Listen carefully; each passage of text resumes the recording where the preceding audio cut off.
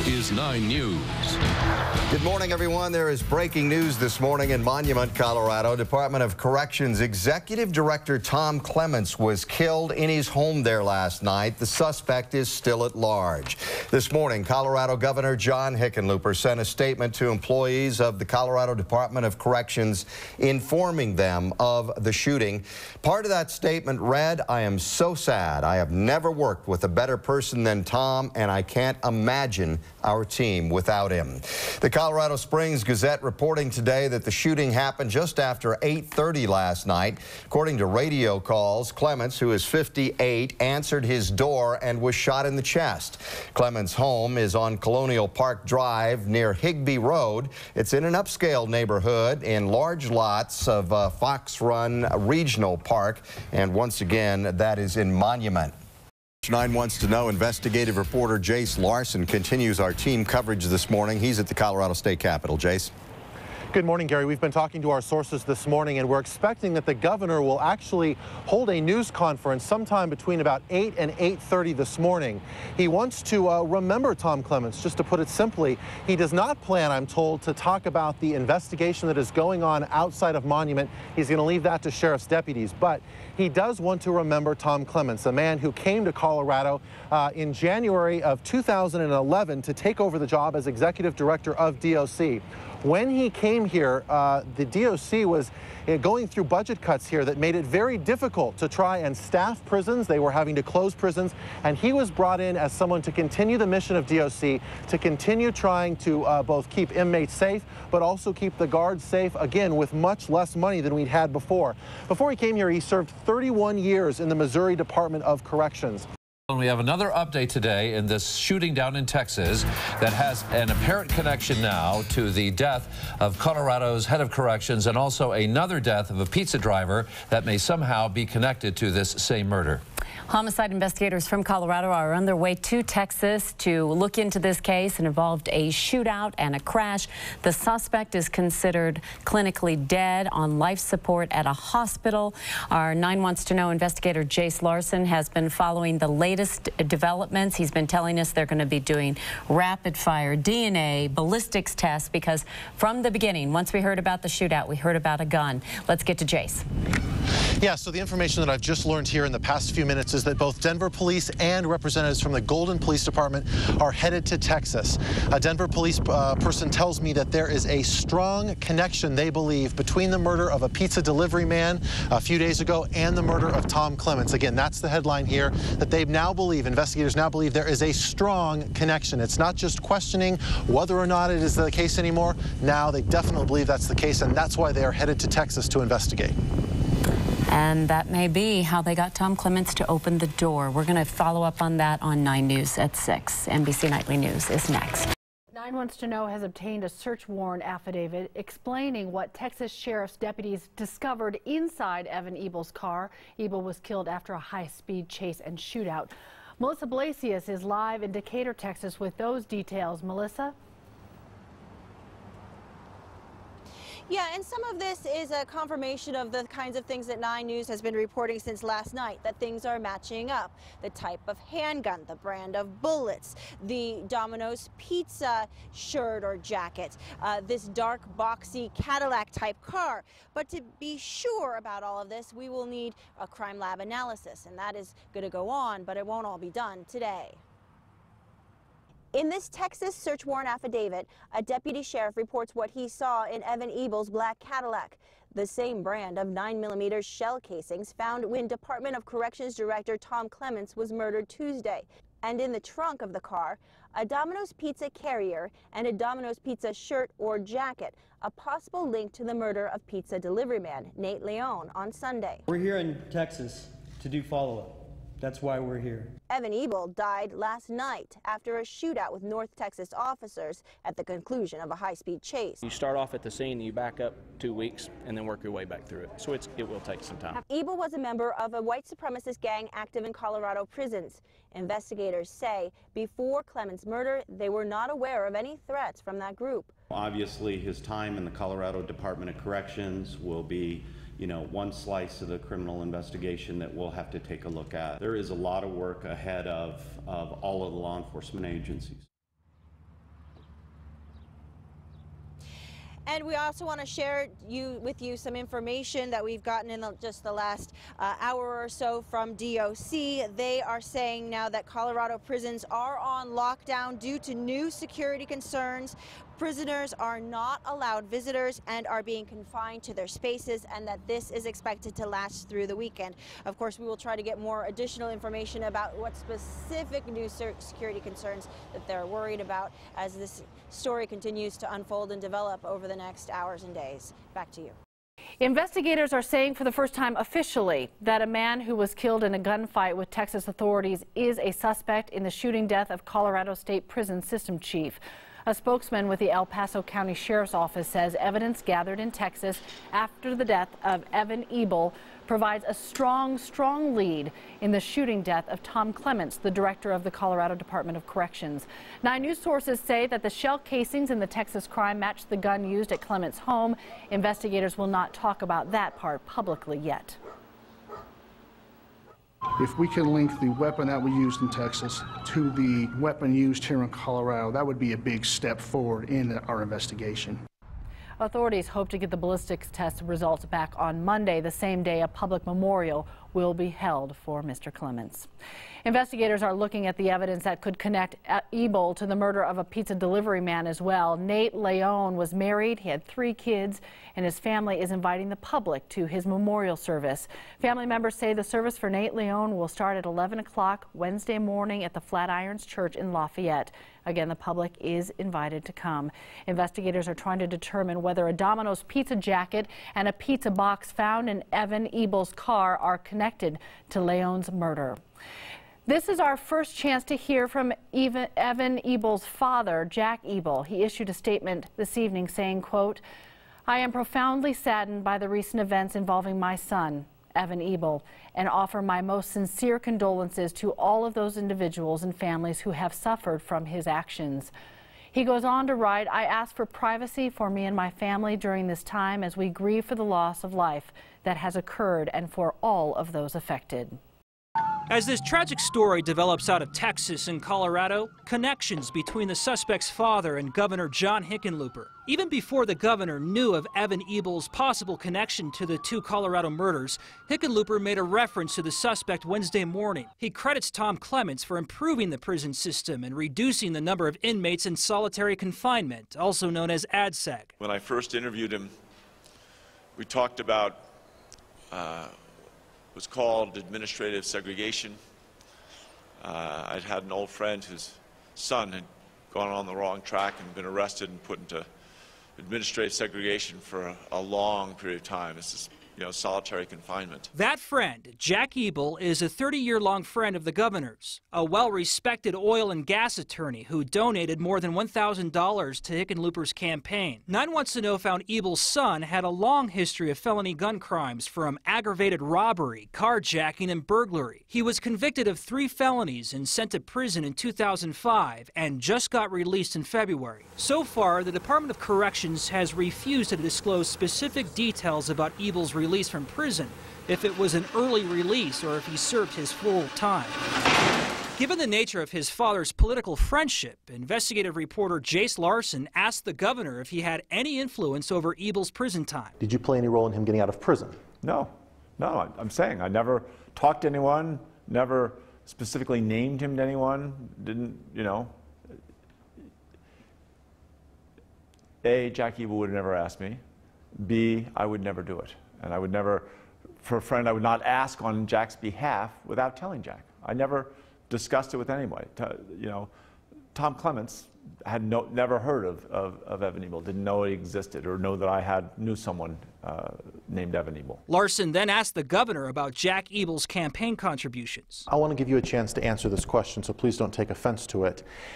Can you assure Coloradans, even if he donated money to your campaign, that you played no role in any of this situation? What a stupid question. Why would you even ask that question? I just got through telling you, right, that A, I wouldn't do it. I told you I didn't do it. So now you're asking me the question again?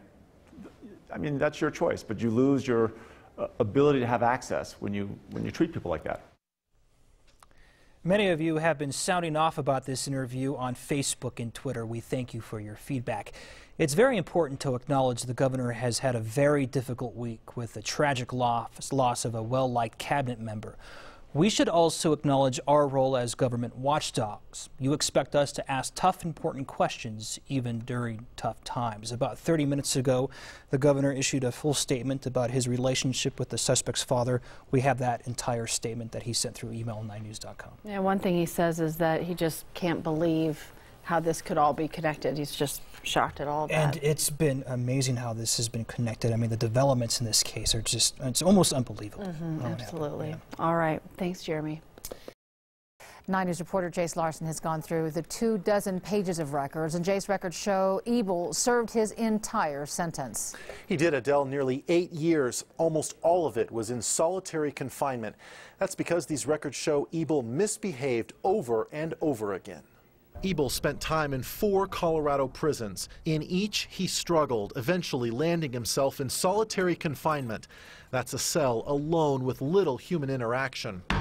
In all, he had 28 Code of Penal Discipline violations, which kept him in solitary confinement, known as ADSEG, until his release.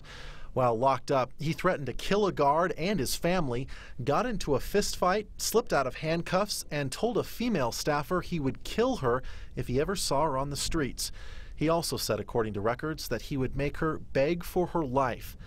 And last December, when staff gave him a score based on the likelihood that he would reoffend once he got out, he was classified as very high risk. But when it came to his release date on January 28th, the state says it had no choice but to release him. DOC Director Tom Clements wanted to avoid releasing people just like Ebel directly from ADSEG to the streets. The prison system put Ebel in a step-down program, but Ebel had disciplinary problems, so he never completed that program. And we have breaking news tonight about the Evan Ebel case. 9 wants to know investigators have documents from the Department of Corrections that show Ebel was released possibly 4 years too early. Ebel is suspected of killing Department of Corrections Chief Tom Clements and pizza delivery driver Nate Leone. Ebel died after getting into a shootout with police, you may recall. Investigative reporter Jace Larson is joining us with new information. And Jace, is it possible that there was in fact a clerical error of some sort? Well, that's what we are trying to figure out at this point. Within the past few minutes, we have confirmed that murder suspect Evan Ebel was released from prison early due to some type of error. He should have served an additional 4 years in prison for assaulting a prison guard. But somewhere between the plea agreement and the Department of Corrections, Evan Ebel's records were not coded to follow the plea agreement. On Thursday, DOC sent us this breakdown of Ebel's time in prison. It showed Ebel got 3 years in Jefferson County for breaking into a car. Then Adams County sentenced him to 8 years for carjacking a man and breaking into a home. Those sentences were supposed to be served at the same time starting in 2005. Well, then in 2008, he was sentenced to 4 years in prison for getting out of handcuffs and punching a prison guard. This is where the problem appears to have occurred. Ebel pleaded guilty in that case. The plea agreement clearly says Ebel's sentence must be served consecutively or in addition to his other sentence. But it was entered into a computer system to show that sentence as concurrent or to be served at the same time. Ebel was released after nearly 8 years. Court records show after his 8 years, he should have begun serving his additional 4 years. It is not clear at this time how this happened. Quite frankly, we don't know where the change happened. We did talk to the prosecutor who worked on this case. He says while he does not remember the case specifically, he says it was never his policy to offer a concurrent sentence to someone already in prison. If the judge changed the sentence, that is not reflected in the court minutes.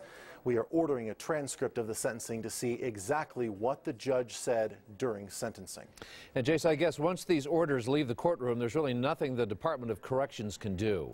We're working to track down that information right now, but the Department of Corrections tells us that they are not allowed to change an inmate's sentencing information once it reaches them. A spokeswoman just told me on the phone that even if they believe that information is incorrect, they cannot do anything about changing it because that is what the law says they must do. They are not allowed to change it. However, I can tell you that until we called them today, they were not aware of what happened. Jace Larson in the Information Center. Jace, thank you very much. New information tonight on the so-called oversight that led to the early release of the man accused of murdering 2 men last month. Today, a Colorado district court apologized for what it called a clerical error that let Evan Ebel out of prison as many as 4 years too early. He was free fewer than 2 months before Colorado's Corrections Chief Tom Clements and Nate Leone were murdered. 9 Wants to Know investigator Jace Larson has been in Fremont County all day and has new information on what exactly was said during Ebel's sentencing. We begin, however, with the wife Nate Leone left behind. She is speaking for the first time on camera since her husband's murder. 9 News reporter Will Ripley joins us. Will, they were waiting for a call from the DA's office that never came. That's right. Nate Leone's family says nobody from the court actually called them to apologize, so they had to hear it from us, the media. And tonight we heard for the first time from Leone's widow, who understandably is very angry about this clerical error that is believed to have led to her husband's murder. Clerical error. Clerical error ain't going to bring my husband back. It's not going to bring Tom Clements back. It's not going to bring my children's father back. How do I tell my 4-year-olds, oh, Daddy was murdered because of a clerical error? Outrage does not even begin to describe how Catherine Ann Leone is feeling. Irate? How do you feel when something like this happens? The man suspected of killing her husband, Nate Leone, should still be in prison. A Fremont County court made a mistake, a clerical error that led to Evan Ebel's release 4 years early. Police say Ebel killed Leone while he was delivering pizzas, and then they say he killed Department of Corrections Director Tom Clements. I want to know who is going to stand up and be accountable, and I don't mean by saying we send condolences. Who's going to stand up and be accountable to my daughter, to my grandchildren? Bernadette Alness says her son-in-law's death leaves his family feeling empty. Does Nate fit in all these different places? A husband, a father, son, brother. After 5 years of marriage, Leone's husband is gone. He was the greatest person I've ever had the pleasure of meeting, by far. His suspected killer would still be locked up if not for a clerical error. A simple sorry ain't gonna suffice in my book. I'm a 30-year-old widow with 2 little 4-year-olds. That I have to go on the rest of my life explaining what happened to their dad, that this could have all been prevented. And it makes me sick, and it angers me something fierce to sit there and think this all could have been prevented. Nate Leone worked full-time for IBM. He only delivered pizzas here 1 day a week. He did that to help earn some extra money for his family, to help pay for things like the vacation they just took to Disneyland. The night he died was his first night back to work here after that trip, Adele. All right, Will Ripley, thanks. More now on the mistake that released Ebel years early. The error, first reported by 9 Wants to Know late last week, was confirmed today by the court administrator in Fremont County. He admits the court did not tell the prison system about Ebel's additional jail time ordered by a judge. Investigative reporter Jace Larson returns with new details on what went wrong when Ebel was sentenced in 2008. This court sentencing transcript makes it clear the judge wanted Evan Ebel to spend 4 more years behind bars for assaulting a prison guard. But because of a mistake made by court personnel and a judge who finally signed off on this sentence, the Department of Corrections never got that message. Tonight, there's a push to make sure this type of thing never happens again. I am confident that they will fix the problem going forward and that it won't happen again. District Attorney Tom Ledoux prosecutes crimes that occur at prisons here in Canyon City. He wants to know if this mistake has been made before. I think it's probably worth the effort to go back and make sure that we don't have any other cases out there where this problem has occurred before. Ebel was already in prison for burglary and car theft when he punched a prison guard. He could have received 12 more years, but in exchange for pleading guilty, a judge agreed to give him 4 additional years. 9 Wants to Know reviewed the transcript of the sentencing. It clearly shows the judge wanted Ebel locked up, calling his actions stupid. Ebel tried to talk the judge out of even giving him 4 years. Ebel said he'd be 33 when he got out. I'm just saying 4 years is a little stiff, you know, Ebel told the judge. Well, the judge responded saying, if you hadn't done this, you'd be out when you're 29. And if you do this again, you probably won't get out until you're 40. The judge went on to say, you're never going to make it on the outside with the attitude you still have on the inside. Despite his words in court, the judge wasn't clear on the paperwork sent to the Department of Corrections. Because the paperwork didn't say consecutive on it, DOC assumed the sentence was supposed to be concurrent or served with his other time. It meant that Ebel did not serve a single extra day for punching the DOC guard. The review by the district attorney and the court administrator could start sometime this week. The Department of Corrections told me late tonight that when there's a question about a sentence, it does not always call to get clarification, but it is beginning its own policy review as well. In Fremont County, Jace Larson, 9 News. Governor Hickenlooper says the state's corrections department will audit the records of all inmates to make sure that they are serving appropriate sentences. We have team coverage beginning with 9 Wants to Know's Jace Larson. He's live at the Department of Corrections in the Springs, and Jace, the doc, will now be going through hundreds of records. The DOC, I should say. Yeah, that's exactly right. When a prisoner assaults a corrections officer in prison, the sentence that that prisoner receives for that assault is supposed to be served in addition to whatever sentence he was already serving. Well, by mistake, Ebel was given a concurrent sentence and was not required to spend more time behind bars. There are 255 inmates currently serving time for assaulting a peace officer like Ebel did. Each of those cases will now be reviewed to see if any problems were made in that sentencing document. DOC is also going to look at every case where an inmate was sentenced and the judge didn't specify if the additional time should be served at the same time or if it should be served in addition to the current sentence. If there's a question with those, we will consult with the Attorney General's office for contact to those sentencing courts to see if those orders need to be fixed. The Department of Corrections also announced today that it is going to be asking the National Institute of Corrections to come in and review parole operations. When Ebel took off his ankle monitoring bracelet, it took 5 days before a parole officer actually showed up at his house. An arrest warrant was then issued the next day, but by then, 2 people had already been murdered. It is a more complete and more disturbing picture of a troubled boy who grew into a convicted felon and suspected assassin. Evan Ebel's life ended in a shootout just days after police say he killed Nate Leon, a father of 3, and prison chief Tom Clements. 9 News has been looking through documents all evening that they received late today. This is 9 Wants to Know through Colorado's open records laws. In it, information that surprised our 9 Wants to Know investigators who have been covering this story from the beginning. Jace Larson begins our team coverage. Adele, we looked through hundreds of pages of documents, and here are the 3 takeaways that we came up with. Prison officials were looking for Evan Ebel hours before he allegedly killed Tom Clements. In fact, they were searching his home. When Ebel was in prison, he was so bad that just 2 weeks before his release, he was not allowed to be around other inmates. And look at this. He started using alcohol and drugs at age 10. We know how Evan Ebel's criminal career ended in a shootout with Texas deputies just days after the state's top prison boss was gunned down at the front door of his Monument home. Now, we've learned his life of crime may have started long before. This pre-sentence report details his history of drug use that started in elementary school. Ebel admits to using alcohol and smoking pot at age 10. He'd moved on to cocaine by 12. And when most kids are learning to drive, Ebel had moved to using meth on a daily basis. In prison, Ebel became even more angry and violent, assaulting a fellow inmate and a guard. On this disciplinary form, instead of signing his name, he wrote "Kiss my white" expletive. From smearing feces on his prison cell door to threatening to kill staff, Ebel rarely followed the rules. He spent most of his prison stay in solitary confinement, alone in his cell 23 hours a day. He was found to be too angry and disruptive to be around other prisoners in a review just 2 weeks before he was released.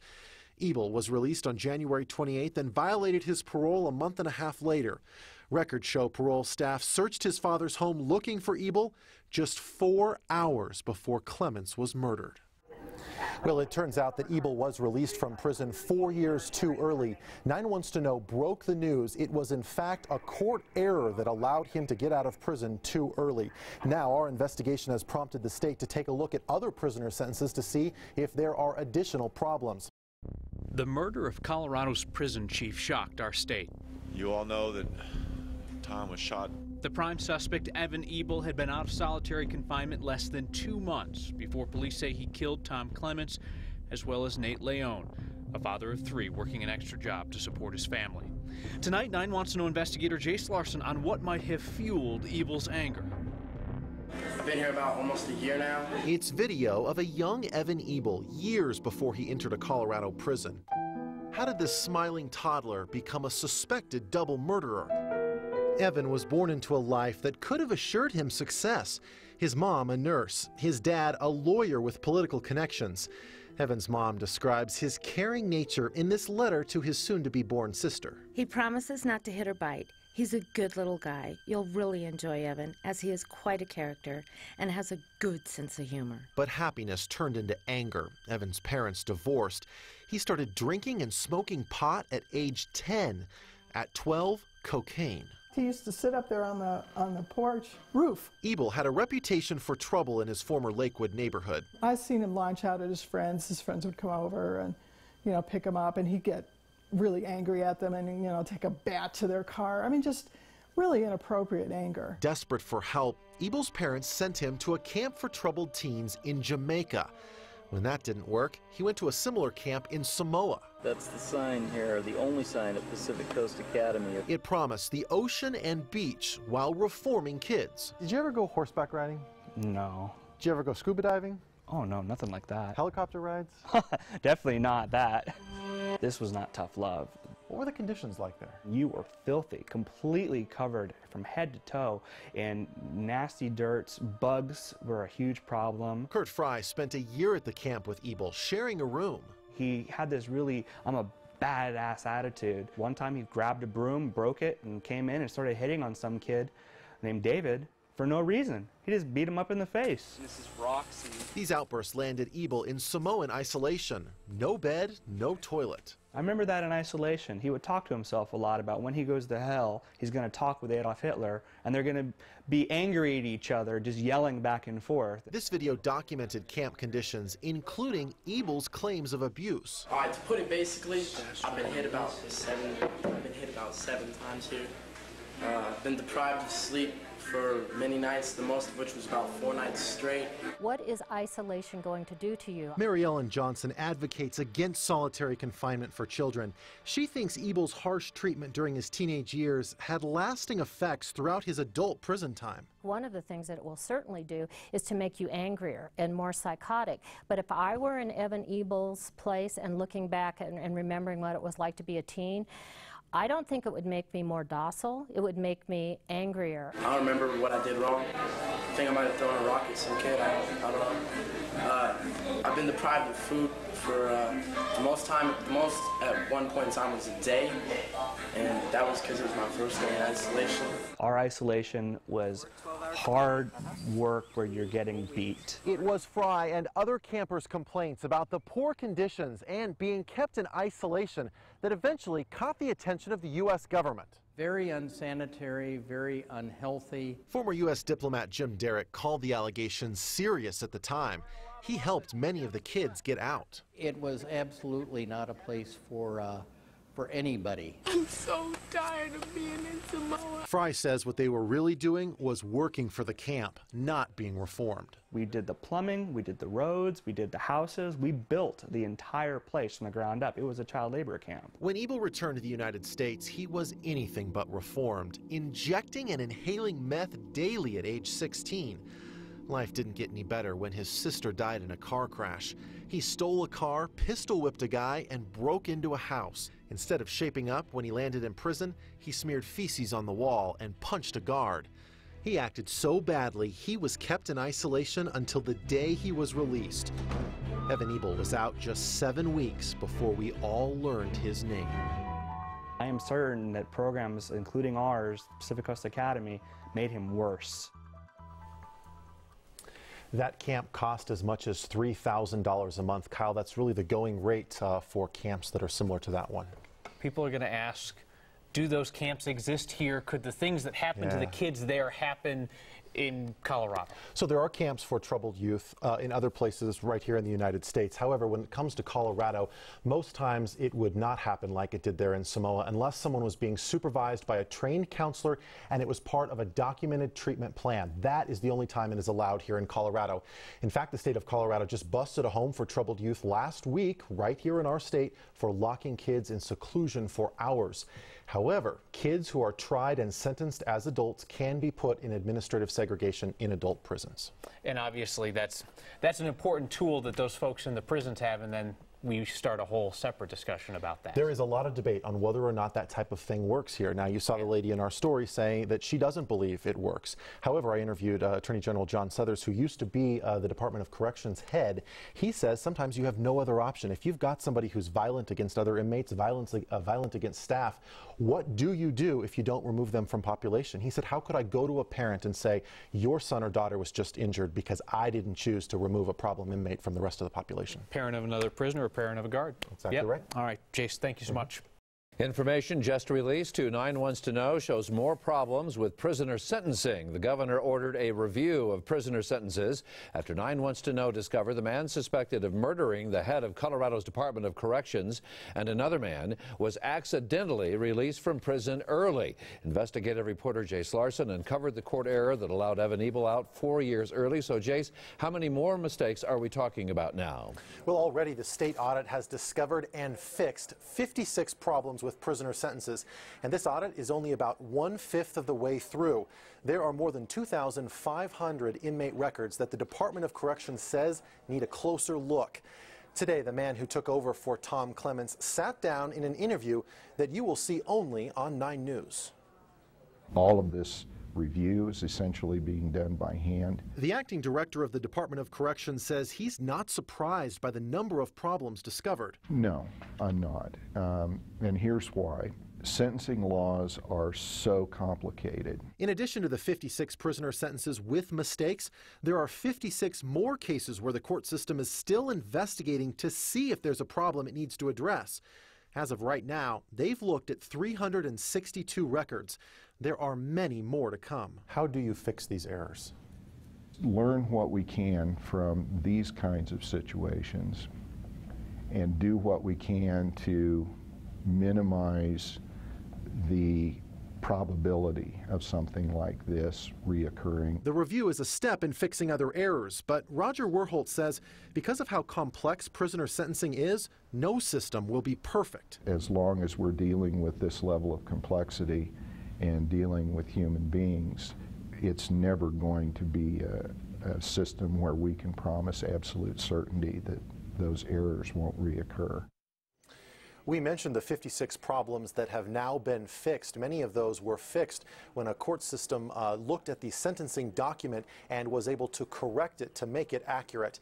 The sentencing problems affect inmates as well as people on parole and those living in halfway houses. Mark? Jace, I thought once sentence was pronounced and the paperwork was done that nothing could be changed, but obviously that's not the case. So in general, that is the case. However, if an inmate was supposed to serve their new sentence on top of what they were already serving, if that's what the law requires, and in some crimes it does, if that was not what was happening, though, it could be considered an illegal sentence. So again, if the law says you must serve that sentence in addition to whatever else you're serving, and that's not what the judge ordered, it can be changed because it was never a legal sentence in the beginning. I see. All right. Jace Larson in the Information Center. Jace, thank you very much.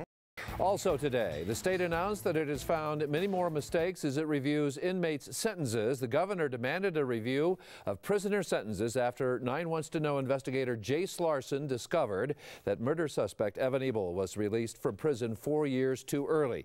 He is thought to have murdered 2 people just 7 weeks after his release. Jace Larson is joining us now, and Jace, the number of problems found has now topped 100. Yeah, that's right. We got the newest numbers just a few hours ago. The state court system has reviewed 694 cases that the Department of Corrections asked judges to look at because DOC thought there was a possibility of an error.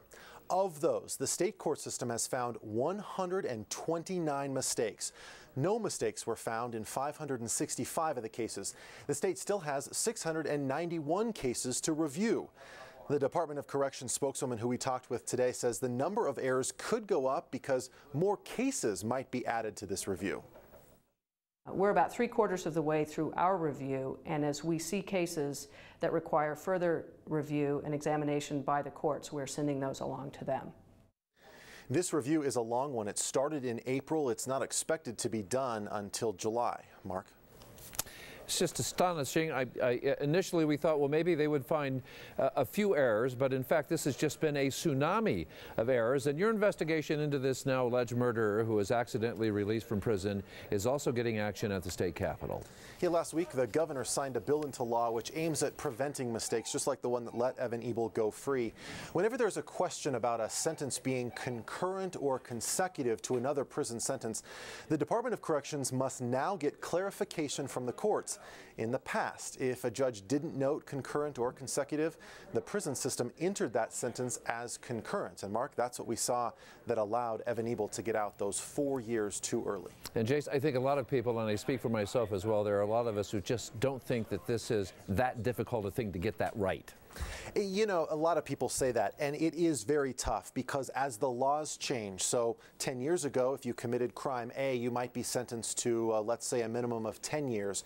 Well, that same crime, once the law changes, there might be a 20-year minimum sentence. And so as these people are going through, they're having to balance all that type of different law changes. I'm told it is very, very tough to do that. In the end, though, here, it's really the court system that made this mistake. It was an error in the court system when they didn't mark that they really wanted him to serve a consecutive sentence when he assaulted that prison guard. Instead, they marked it as concurrent, and essentially he served no additional time for assaulting that prison officer. Yes, all right. Well, more complex than we think then. All right, Jace Larson in the Information Center. Jace, thank you very much.